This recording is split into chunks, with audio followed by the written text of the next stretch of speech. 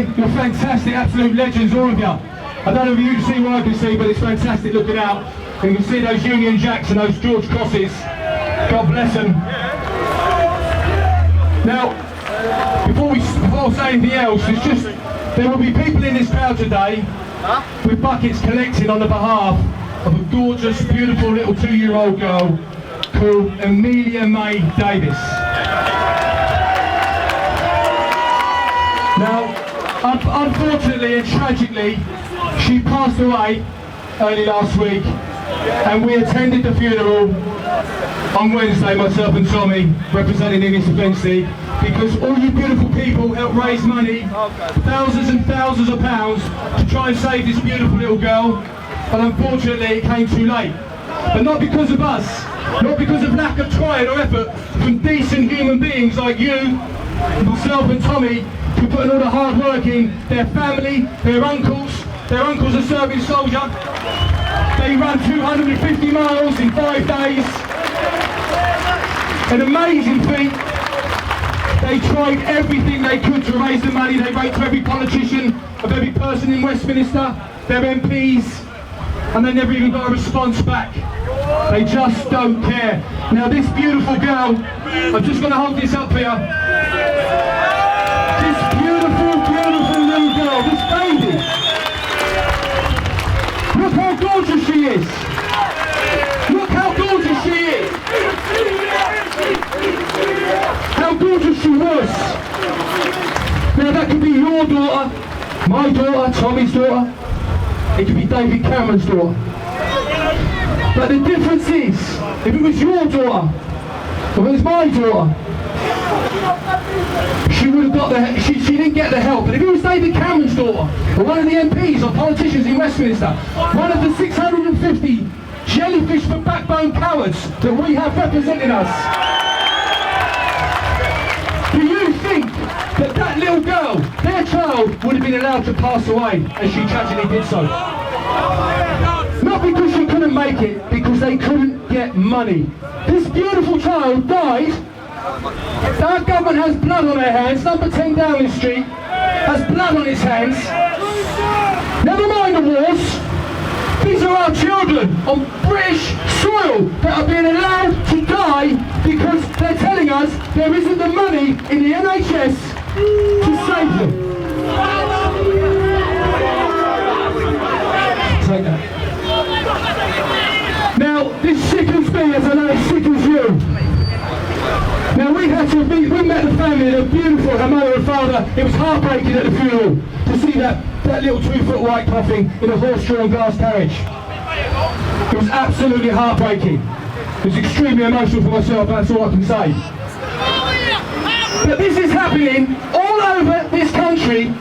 Our children are being allowed to die because of money, because we're talking about money, a measly £250,000, which would have saved her life, sending her to America or Australia to get treatment that had an 83% success rate. But she didn't get it because they said their money is not in the NHS. Why do you think the money is no longer in the NHS? Because there's only 60 million people live in this country, and yet there's 85 million people registered on the NHS. Who are the other 25 million? Foreigners, immigrants, illegals. I'm not saying that we shouldn't care about children across the world, that we shouldn't try and save children, but let's get our own house in order before we start playing God with other people's kids.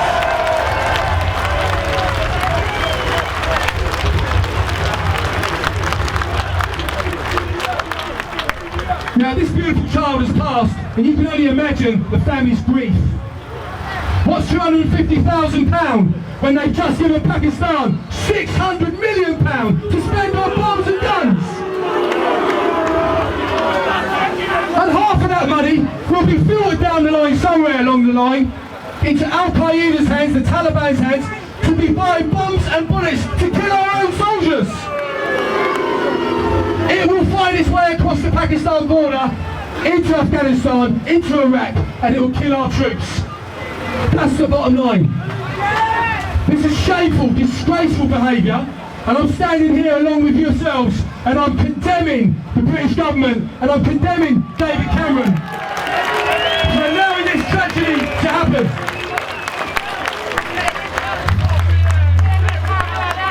He knows damn well if he took his 2-year-old child to the doctors and said my child's got neuroblastoma, a deadly form of cancer.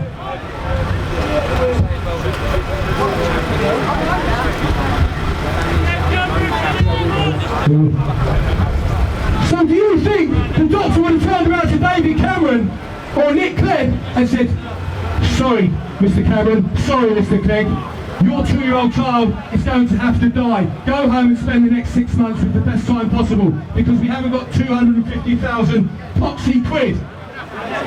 It would never happen. But that's because they look down their nose at us because we're just working class.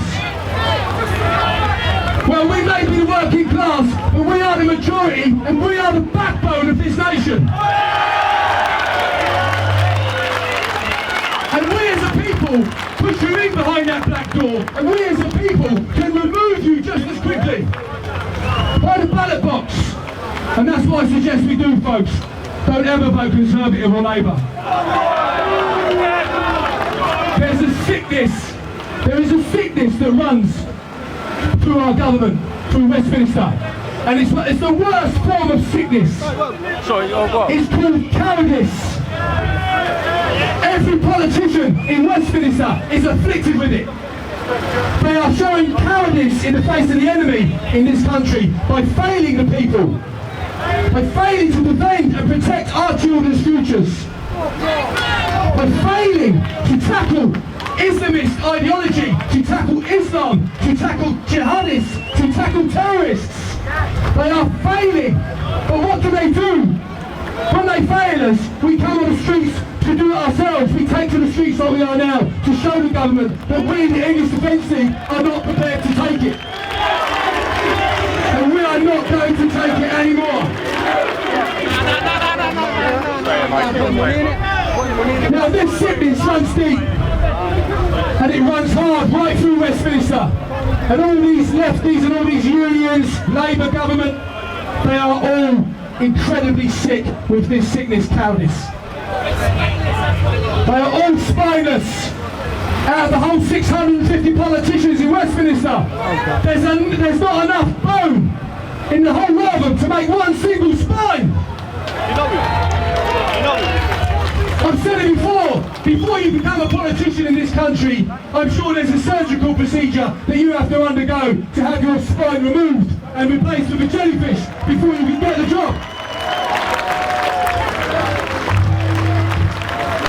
Now, you're all aware that the Help for Heroes and other charities, they declined our money that we raised because they decided to play political football with the likes of Amelia May's life. And with our money that we were trying to raise, and all you good people were raising for Help the Heroes. So because of they trying to take the high ground, Amelia May's family have now started the Amelia May Foundation because of the hassle they had with the charity. So from now on, we the English Defence League are going to take up the challenge and take this on as a quest for ourselves. We are going to be part of the Amelia May Foundation, and we, people, will help these poor dying children and shame our government into doing something. Shame on them. Shame on all our politicians. Now, as we said, we were formed to support our troops, and that's what we're about. Everyone hold up these banners. Where's all these banners? Hold up the banners. Get all these banners up in the air. Let the lefty media see these banners. Let the media see these banners and what they say.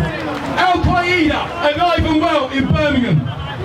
Patriotism is not racism. Denying your race is treason. The UAF will never silence us. Support our troops. The Jihad flag of war. The police are allowing them to carry that and to burn our flags. incited racial hatred and hate crime. How come it's being allowed? Well, they're just scum and we won't let them. And together we have formed the English Defence League, which has become a global movement. Global! We are a household name. They can never, ever, ever stop us now. And they'll never stop us. Now, as I said, we were formed for supporting the troops. Now, I just want to share something with you folks. Now, bear with me. Unzip that. Now, there was always a lot of talk about myself and Tommy, about our heritage, the fact that we're from this descent, that descent, Irish descent, Scottish descent. Well, we are the English Defence League, but we are still Great Britain. We've got the Welsh Defence League here today. We've got the Scottish Defence League here today. SDL boys and girls, absolutely fantastic, love them to bits. We've got an Irish Defence League. We've got the Welsh lads and lasses. We are still the Union. Although we are England and we love the George Cross, we still love that Union Jack because together we are strong. And the only way they will ever defeat us is if we let them divide us. We cannot allow them to divide us. This breaking up of the Union, it cannot be allowed to happen. We must keep that Union Jack. It represents us all. That's how we fought off everybody that attempted to take this island together. Now, a lot of videos and a lot of idiots spreading rumours and gossip about myself and Tommy, about the fact that we're Irish this, we're Irish that. What a load of old poppycock! We started this thing 4 years ago, and we started it through pride, passion and belief. And for the love of the Union Jack, and for the George Cross, and the love for our troops. That's why we started it, because we were so outraged at how it was insulted, how they insulted our flags, how they insulted our soldiers. And there's been a lot of talk about ourselves. And I just want to show you something. This is my most prized possession. And I've shared this with you. I didn't have to, but I'm going to. Take a good look at those people. Take a good look at those. Those are my grandfather's medals fighting for the British Army.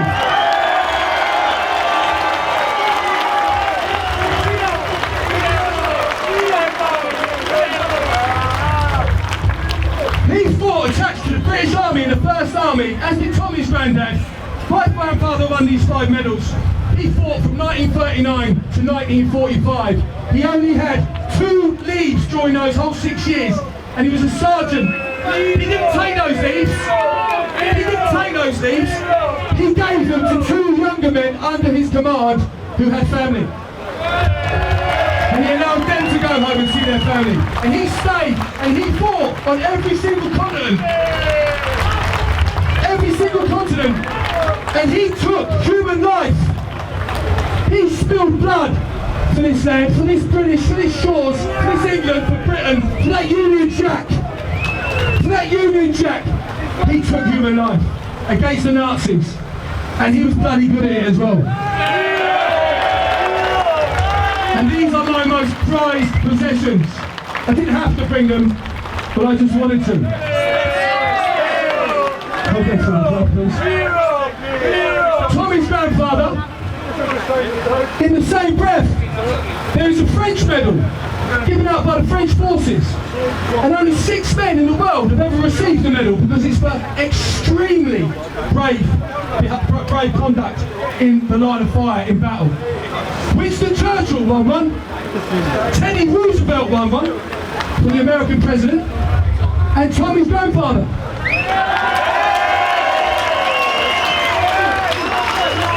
So when we hear gossipers and rumourvilles trying to question our integrity beauty about this movement and why we started it, who we are. We were born in England, Luton Town, on British soil.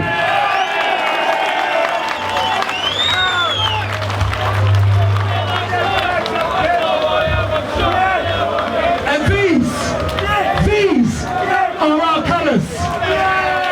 These are our colours, and these colours will never ever run.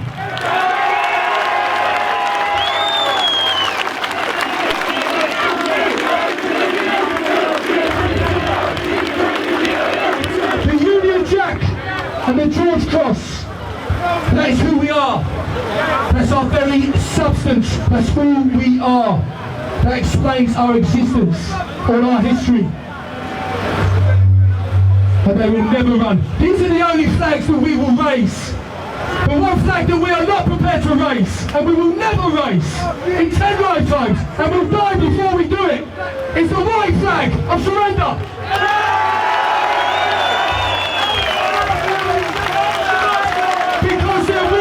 Surrender to any terrorists, to anyone from any land, whoever attempts to attack us, whoever attempts to bomb us. They can bomb us, they can bomb our pubs and they can bomb our demonstrations. We will never ever relinquish these colours.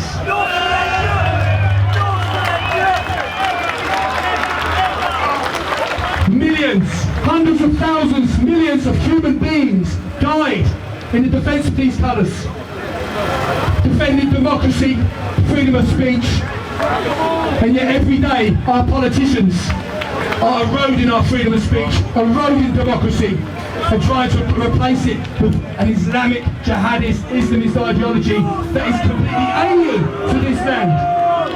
And we will not allow it. We don't want it, we don't need it. It's not wanted. Keep it in your third world, backward countries that want Sharia, then you can take your Sharia and you can show it. And when I think about the Sharia and what the brave men and women done to protect these flags, to defend the freedom and democracy, there's one thing that springs into mind when I think about anybody that wishes to attempt to relinquish those flags from us, and it's a bit of a Winston Churchill moment. It's a case of one of those.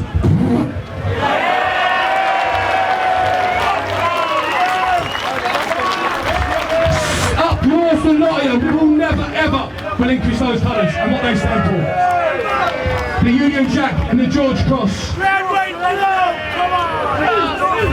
So that being said, with the support of our troops, the way our soldiers are now coming home, back to Britain, after tours of duty in Afghanistan, and being disrespected.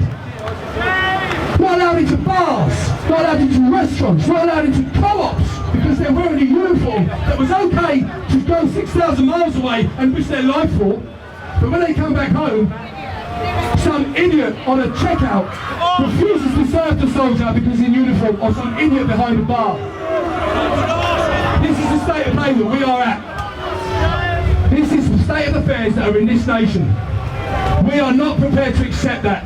And we're here today to tell our government, you better clamp down on this. You better start putting it out there. You better start enshrining the military covenant into law. If somebody burns that Union Jack, if somebody burns that George Cross, if somebody insults our soldiers on a homecoming parade, then it's off to jail. You go.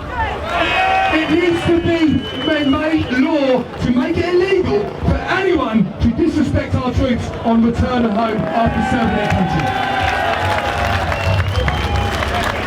It's outrageous and it's sickening, and we're not prepared to take it. And we support our troops.